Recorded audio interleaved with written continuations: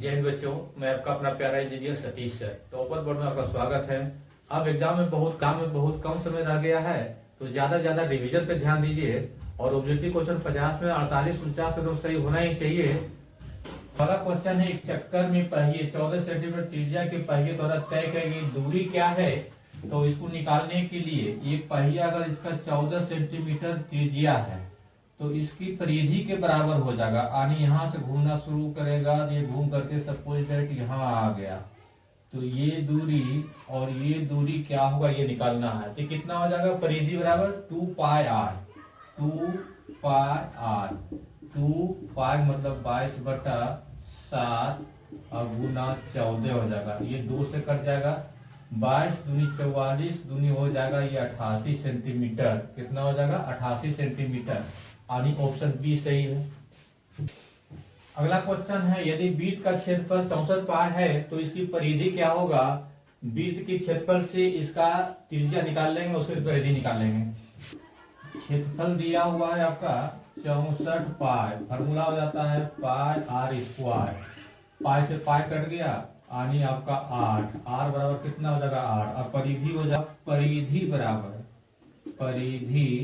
बराबर 2 पाई आर बराबर हो जाएगा 2 पाई। आर का मतलब हो जाएगा आपका 8, यानी आपका हो जाएगा 16 पाई। ऑप्शन बी सही है, 16 पाई।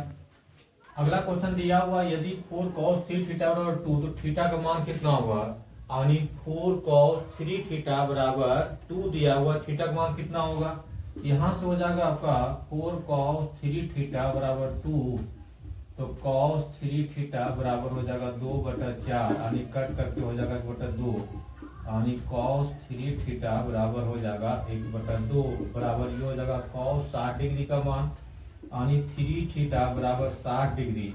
यहाँ से कंपेयर कर लेंगे तो थीटा बराबर हो जाएगा आपका 20 डिग्री। कितना हो जाएगा, 20 डिग्री। यानी ऑप्शन नंबर ए सही है। और अगला क्वेश्चन है, 3 sin 33/cos 57 डिग्री। इसमें क्या करेंगे, या तो दोनों को साइन में ले आएंगे या तो दोनों को कॉस में ले आएंगे। अब यहां से हो जाएगा 3 sin 33 डिग्री बटा में cos 57 डिग्री। 3 यहां से 37 को लिख सकते हैं 90 डिग्री, 33 को लिख सकते हैं 90 डिग्री माइनस 57 डिग्री, और यहां से हो जाएगा आपका cos 57 डिग्री। अब 3 cos 57 डिग्री बटा cos 57 डिग्री। अब ये कट जाएगा, बराबर 3 हो जाएगा, यानी ऑप्शन डी। यहां से क्या होता है, साइन 90 डिग्री माइनस थीटा बराबर होता है आपका cos थीटा। ये फॉर्मूला लगाया गया, तो 90 से 57 घटाएंगे तो 33 आ जाएगा। दोनों साइन में से cos में कर दिया, यानी दोनों cos में हो गया, कट गया, वैल्यू क्या हो जाएगा आपका 3। अगला क्वेश्चन है, यदि x sin 90 degree minus theta into cosec 90 degree minus theta बराबर 1 हो तो x का मान क्या होगा। यहां से x हो जाएगा sin 90 degree minus theta into cosec 90 degree minus theta. x 90 degree minus theta, यानी x sin 90 degree minus theta हो जाएगा ये cos थीटा, और ये हो जाएगा cosec 90 degree minus theta sec theta, और sec theta into cosec theta बराबर 1, यानी यहाँ बराबर दिया हुआ 1, यानी x का मान आपका हो गया 1। वैल्यू हो जाएगा आपका ऑप्शन बी सही है।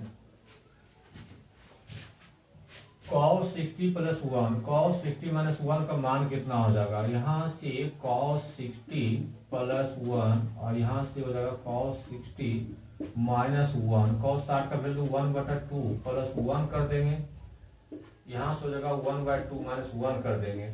यहाँ एलसीएम ले लेंगे तो 2 हो जाएगा, 1 प्लस 2 बटा में यहाँ भी एलसीएम 2 हो जाएगा, यहाँ पे जाएगा 1 माइनस 2, ये कट जाएगा, यानी ऊपर में 3 नीचे में -1 बराबर हो जाएगा -3। ऑप्शन डी सही है। यदि अगर 5 बराबर 12 डिग्री हो तो 3 कोसेक स्क्वायर a का मान कितना होगा।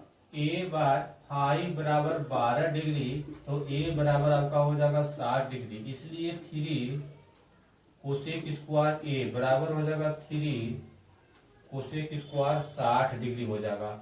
और साइन 60 का होता है √3/2 और साइन का उल्टा होता है ये आपका 2/√3। इसका स्क्वायर कर देंगे तो 3 × 4/3 हो जाएगा, ये कट जाएगा और 4 आंसर हो जाएगा सी ऑप्शन।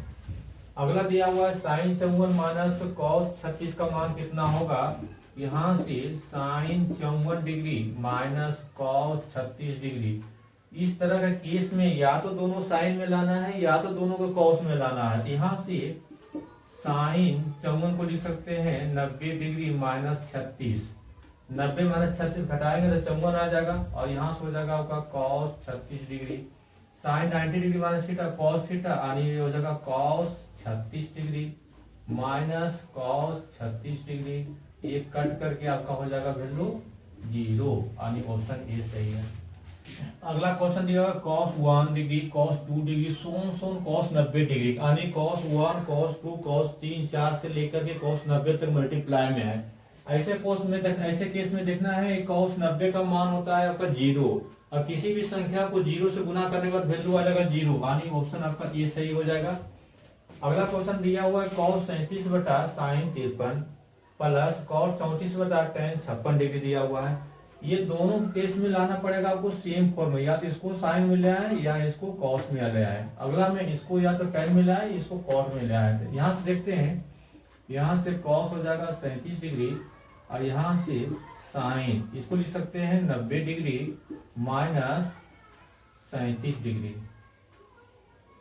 तो ये आपका साइन 53 डिग्री हो जाएगा प्लस में, यहाँ से हो जाएगा आपका कॉट, ये आपका 90 डिग्री माइनस 56 डिग्री, तो इसको हो जाएगा आपका कॉट 34 डिग्री, नीचे हो जाएगा आपका tan 56 डिग्री। अब यहाँ से लिख सकते हैं cos 37 degree sine 90 degree minus theta cos theta, यानी cos 37 डिग्री हो जाएगा प्लस यहाँ से हो जाएगा आपका tan 56 डिग्री बटा में tan 56 डिग्री हो जाएगा, ये कट जाएगा और ये कट जाएगा, इसका वैल्यू 1 इसका वैल्यू 1, यानी हो जाएगा ये 2, यानी ऑप्शन सी सही है। यहाँ दिया हुआ है 2 sin 45 माइनस cos 45, 2 sin 45 का मान होता है 1/√2 और cos 45 का भी मान होता है 1/√2, ये कट जाएगा तो ये जगह 0, यानी ऑप्शन ए सही है। अगला क्वेश्चन दिया हुआ है 7 cosec square theta minus 7 cot square theta, यहाँ से 7 लिख देते हैं cosec square theta minus cot square theta बराबर होता है, इसका वैल्यू 1 होता है, 1 गुना 7 करेंगे तो 7 हो जाएगा, यानी ऑप्शन बी सही है। इसका वैल्यू हो जाएगा 7 गुना बराबर 7 हो जाएगा। अगला क्वेश्चन है यदि बहुपद gx बराबर 3x² माइनस 7x प्लस 2 हो तो g माइनस 1 का मान क्या होगा। इसका मतलब क्या होता है, जहां पे x वहां पे माइनस 1 पुट करना है, तो यहाँ से करते हैं 3 माइनस 1 का स्क्वायर माइनस 7 माइनस 1 प्लस 2, अब यहाँ से हो जाएगा माइनस 1 का स्क्वायर 1, यानी ये 3 हो जाएगा माइनस माइनस प्लस 7 हो जाएगा और ये प्लस 2, 7 3 10 और 2, यानी ऑप्शन नंबर आपका बी सही है। अगला क्वेश्चन है बहुपद x² माइनस 16 का शून्य क्या है, तो इसको थोड़ा देर के लिए x² माइनस 16 बराबर 0 मान लेना है। अगला क्वेश्चन यदि साइन 48 डिग्री बराबर p हो तो tan 48 का मान होगा, यहाँ से देखना है साइन 48 डिग्री बराबर p, यहाँ से ट्रेंगल बना लेना है। अगर ये 48 डिग्री हो जाएगा तो p बटा कुछ नहीं, इसका मतलब 1 हो जाएगा, ये हो जाएगा परपेंडिकुलर यानी लंब, और ये हो जाएगा हाइपोटेनस यानी कर्ण हो जाएगा, इसका मान हो जाएगा p, इसका मान 1 हो जाएगा, तो इसका मान हो जाएगा 1 माइनस p स्क्वायर हो जाएगा। तो आपको निकालना है tan 48, tan 48 डिग्री बराबर हो जाएगा लंब बटा आधार, यानी हो जाएगा p बटा √1 माइनस p स्क्वायर हो जाएगा, यानी p बटा √1 माइनस p स्क्वायर हो जाएगा, ऑप्शन नंबर ए सही है। 16 नंबर है tan 27 डिग्री और tan 63 डिग्री बराबर साइन ए हो तो a का मान क्या होगा। यहाँ देखना है tan 27 डिग्री, उसके बाद tan 90 डिग्री माइनस 27 डिग्री, यहाँ से tan 63 को लिख सकते हैं हम tan 90 माइनस 27, 90 माइनस 27 करेंगे तो 63 आ जाएगा, बराबर हमारा साइन ए दिया हुआ है। अब यहाँ आपका tan 27 डिग्री, उसके बाद tan के बदले cos 27 डिग्री हो जाएगा, tan 90 डिग्री माइनस थीटा बराबर होता है cot थीटा, ये हो जाएगा 27 डिग्री इक्वल टू हो जाएगा sine A, sine theta tan theta into cot theta बराबर 1 होता है, 1 बराबर हो जाएगा साइन ए, यानी साइन ए बराबर 1 बराबर हो जाएगा साइन 90 डिग्री। तो ए का मान कितना हो जाएगा आपका 90 डिग्री। दोनों तरफ से साइन साइन हटा दिया। एक चीज हमेशा याद रखें, तेज बच्चे और एवरेज बच्चे में सिर्फ एक चीज का अंतर होता है, रिवीजन का। तेज बच्चे ज्यादा रिवीजन करते हैं और एवरेज बच्चे रिवीजन कम करते हैं। जैसे एक छोटा सा एग्जांपल देता हूं, अगर आप किसी से बार बार मिलते हैं और किसी से कभी कभी मिलते हैं तो आपका चेहरा किसको याद रहेगा? किसका? तो आपको चेहरा जिससे बार बार मिलते हैं उसका याद रहेगा, ना कि जिससे कभी कभी मिलते हैं। उसी तरह से तेज बच्चे रिवीजन बार बार करते हैं तो उसको सब कुछ याद रहता है, एवरेज बच्चे कभी कभी रिवीजन करते हैं। ये चीज हमेशा ध्यान में रखें। अगला क्वेश्चन है साइन 90 डिग्री माइनस थीटा बराबर साइन स्क्वायर थीटा। बटाम दिया हुआ है cosec square 90 degree minus theta minus tan square theta बराबर क्या होगा? यहाँ से sine square 90 degree minus theta plus दिया हुआ है साइन स्क्वायर थीटा बटा में cosec square 90 degree minus theta और माइनस टेन स्क्वायर थीटा दिया हुआ है। Sine square 90 degree minus theta बराबर होता है cos square theta plus sine square theta बटा में हो जाएगा cosec square 90 degree minus theta बराबर हो जाएगा sec square theta minus tan square theta. इसका भी वैल्यू 1 और इसका भी वैल्यू 1 बटा 1 बराबर हो जाएगा 1, यानी ऑप्शन ए सही है। अगला क्वेश्चन है px बराबर 3x³ plus x square plus 2x plus 5 एवं gx x square plus 2x plus 1 से भाग दिया जाए तो भागफल क्या होगा? यानी इतना को इतना से भाग दिया जाएगा तो भागफल का घात क्या होगा? तो ऊपर वाले का मैक्सिमम पावर नीचे वाले मैक्सिमम पावर घटा देना है, तो वहां से 3 और यहाँ से 2, यानी हो जाएगा आपका 1। ऑप्शन ए सही है। एक चीज हमेशा याद रखें, तेज बच्चे और एवरेज बच्चे में सिर्फ एक चीज का अंतर होता है, रिवीजन का। तेज बच्चे बार बार रिवीजन करते हैं और एवरेज बच्चे कभी कभी रिवीजन करते हैं। जैसे किसी से बार बार मिलते हैं उसका चेहरा ध्यान में रहता है, जिससे कभी कभी मिलते हैं उसका चेहरा ध्यान में नहीं रहता है। उसी तरह से जो बार बार रिवीजन करते हैं वो हमेशा याद रहता है। अगला क्वेश्चन है बहुपद एक्स स्क्वायर माइनस 16 का शून्य क्या होगा? यानी एक्स स्क्वायर माइनस 16 बराबर 0 हो जाएगा, एक्स स्क्वायर बराबर 16 हो जाएगा, एक्स बराबर हो जाएगा प्लस माइनस 4, यानी प्लस 4 और माइनस 4 हो जाएगा। ऑप्शन नंबर ए सही है। अगला क्वेश्चन दिया हुआ है यदि बहुपद px का एक शून्यक माइनस 1 हो तो px का एक गुणनखंड क्या होगा? px का एक शून्यक माइनस 1 होगा, यानी x का मान माइनस 1 होगा, x प्लस 1 बराबर 0, यानी एक गुणनखंड होगा x प्लस 1 एक गुणनखंड होगा। द्विघात बहुपद के शून्यक का योग -3 एवं गुणनफल 2 है तो द्विघात बहुपद है। द्विघात बहुपद के शून्यक, अगला क्वेश्चन है द्विघात बहुपद के शून्यक का योग -3 है, गुणनफल 2 है तो द्विघात बहुपद क्या होगा? इसका होता है एक्स स्क्वायर माइनस शून्यकों का योग, यानी alpha plus beta into x plus alpha beta होता है। अब यहाँ से एक्स स्क्वायर योग कितना दिया हुआ आपका -3, माइनस को उधर ये प्लस 3 हो जाएगा इंटू एक्स हो जाएगा, प्लस हो जाएगा 2, यही हो जाएगा, यानी x square plus 3x plus 2, x square plus 3x plus 2 हो जाएगा। अगला क्वेश्चन दिया हुआ है बहुपद Y square minus 3y plus 1, दूसरा गुणनफल दिया हुआ है y power 5 minus 4y cube plus y square plus 3y। अगर इस तरह का जितने भी गुणनखंड होगा दोनों में जो y का मैक्सिमम पावर है उसको गुना कर देना है। यहाँ पे 2 है, यहाँ पे 5 है, तो ये दोनों गुना करेंगे तो कितना हो जाएगा y square into y power 5। तो जब बेस दोनों सेम है पावर जुड़ जाएगा, यानी y पावर 7 हो जाएगा, घात क्या हो जाएगा इसका 7 हो जाएगा। क्वेश्चन दिया हुआ है यदि किसी पहिए की त्रिज्या 35/44 मीटर है तो 2 चक्कर में तय गई दूरी क्या होगा? 2 चक्कर में तय गई दूरी यानी परिधि का दोगुना कर देंगे। एक चक्कर मतलब एक बार घूम गया, 2 चक्कर का मतलब ये 2 बार घूम गया। इसकी त्रिज्या आपका दिया हुआ है 35/44, तो दूरी बराबर हो जाएगा 2 चक्कर है 2, यानी 2πr, ये आपका होता है वृत्त की परिधि, ये हो जाएगा 4 गुना 22/7, r का मतलब हो गया 35/44, ये 7×5 = 35 और 22 दूनी 44, ये 2 हो जाएगा, और 5 दूनी 10 मीटर हो जाएगा। कितना दूरी तय करेगा? 10 मीटर। क्वेश्चन दिया हुआ है यदि P ऑफ E किसी घटना E की प्रायिकता को दर्शाता है तो क्या होगा? इसका वैल्यू हमेशा 0 और 1 के बीच में होता है, तो हमेशा क्या हो जाएगा? 0 1 के बीच में, 0 less than equal to probability of E less than probability 1, यानी डी ऑप्शन सही है। अगला क्वेश्चन दिया हुआ है किसी निश्चित घटना की प्रायिकता है, निश्चित घटना की प्रायिकता क्या होगा? 1। क्या होगा? 1, यानी ऑप्शन डी। किसी भी निश्चित घटना की प्रायिकता हमेशा 1 होता है और किसी भी वो निश्चित घटना की प्रायिकता हमेशा 0 होता है।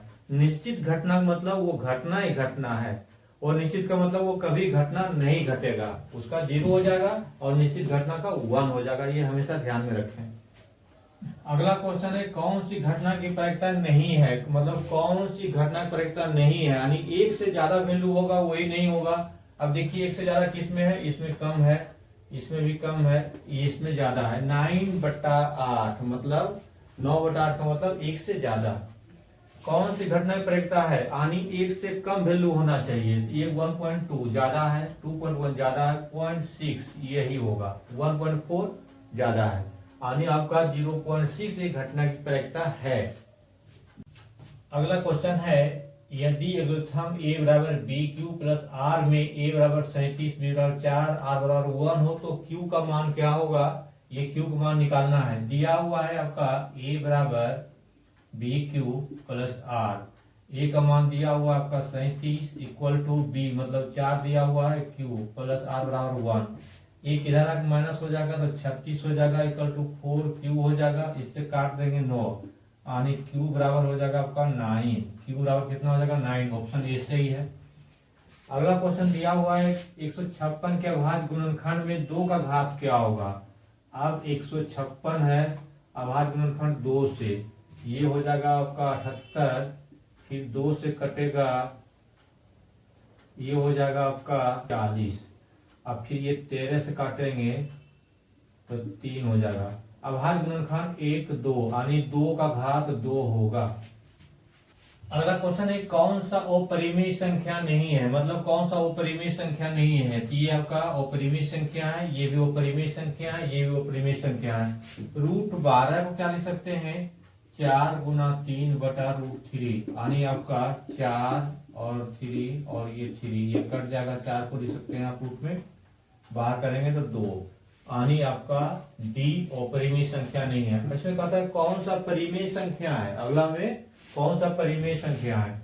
ये अपरिमेय है, ये परिमेय संख्या हो जाएगा, तो ये नहीं होगा आपका, यानी 10√100, यानी ये भी 10 और ये भी 10 बराबर 20, ये आपका हो जाएगा परिमेय संख्या।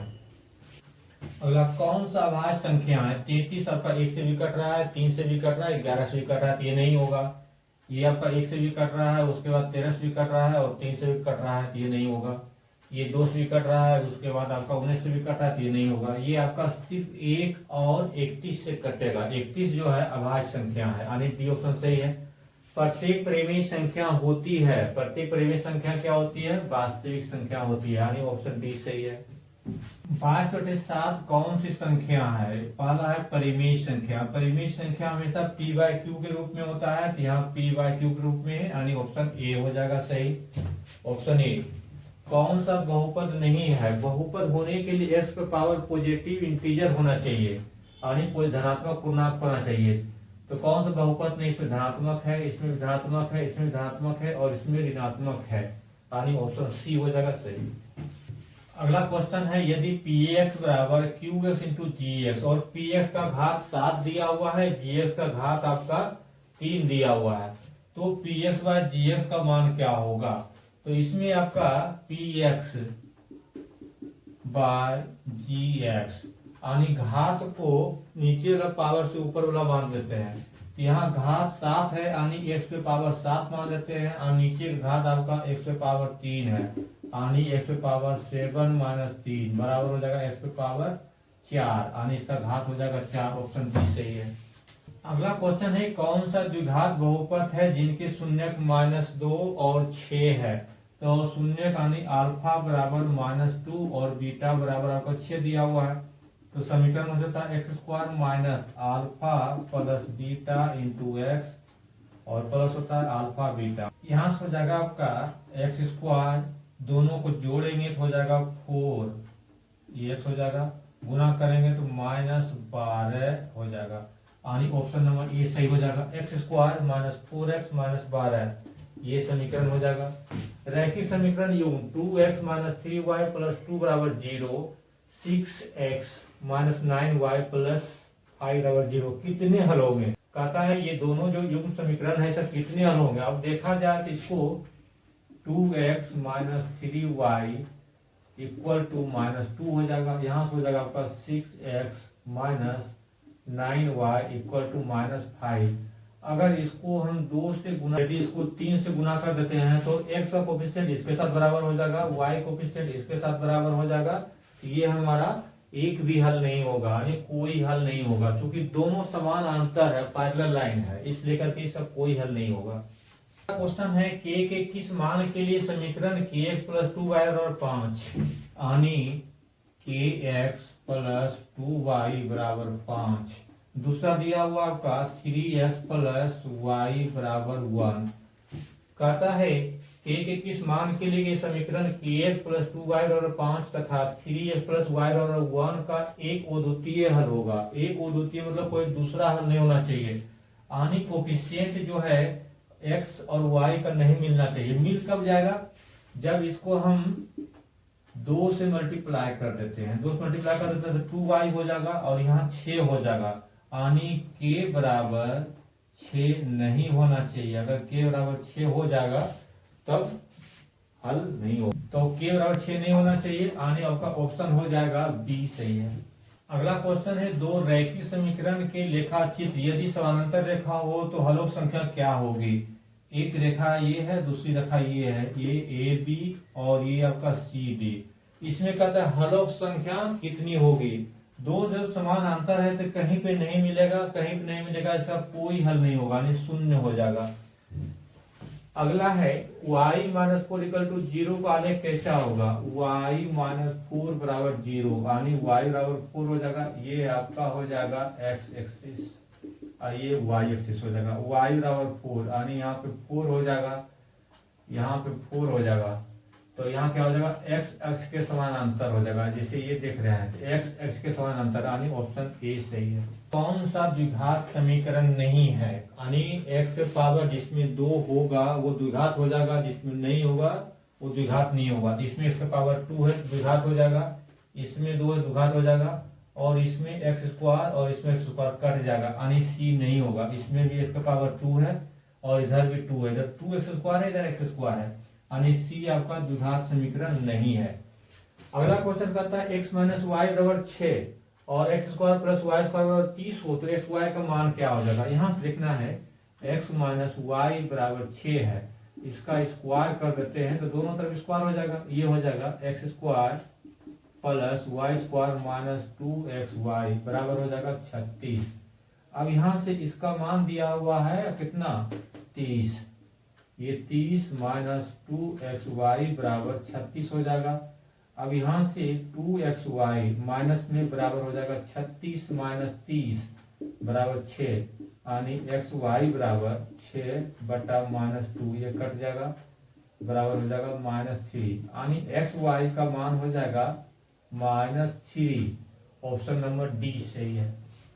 अगला क्वेश्चन है द्विघात समीकरण y square plus 3y minus 18 बराबर 0 के मूल हैं। यहाँ से y square plus 3y minus 18 बराबर 0 दिया हुआ है। अब y स्क्वायर इसको ब्रेक कर देंगे, दो ऐसे भाग में जोड़ने के बाद इतना होना चाहिए, गुना करने के बाद ये दोनों के बराबर, इसको लिख सकते हैं 6y माइनस 3y, जोड़ने के बाद आ जाएगा 3y, गुना करने के बाद माइनस 18y स्क्वायर हो जाएगा इक्वल टू 0। ये दोनों y कॉमन है तो y प्लस 6 हो जाएगा, -3 कॉमन ले लेंगे तो y प्लस 6 इक्वल टू 0 हो जाएगा, यानी y प्लस 6 और y माइनस 3 बराबर 0, y बराबर -6 इससे और y बराबर इससे 3 हो जाएगा, यानी -6 3। ऑप्शन ए सही है। अगला क्वेश्चन दिया हुआ है द्विघात समीकरण x square plus x plus 5 बराबर 0 के मूल है। इसका क्या हो जाएगा, मूल क्या हो जाएगा जब डिवीजन निकालेंगे, d बराबर हो जाएगा b square minus 4ac, d का मतलब 1 माइनस 4 इंटू 1 इंटू सी 5, 1 माइनस 20 बराबर माइनस 19। ये आपका नेगेटिव आ गया, लेस देन 0 नेगेटिव आ गया, इसका मतलब अवास्तविक होगा, यानी ऑप्शन सी सही है। अगला है कौन सा किसी घटना की प्रायिकता है 0.06, यही हो जाएगा, यानी घटना की प्रायिकता आपका 0 और 1 के बीच में होना चाहिए, ये एक से ज्यादा है, ये भी एक से ज्यादा है, ये भी एक से ज्यादा है। इसमें कहता है कौन सा किसी घटना की प्रायिकता नहीं हो सकता है, मतलब एक से ज्यादा अगर वैल्यू है प्रोबेबिलिटी ऑफ ई वो नहीं होगा, यानी 1.2 है, ये नहीं होगा, यानी ऑप्शन ए सही है। इसे ध्यान रखें, तेज बच्चे और एवरेज में सिर्फ एक अंतर होता है, तेज बच्चे बार बार रिवीजन करते हैं और एवरेज बच्चे रिवीजन कम करते हैं। तो ज्यादा रिवीजन करें। फिर मिलते हैं एक नए सेट में नए वीडियो के साथ।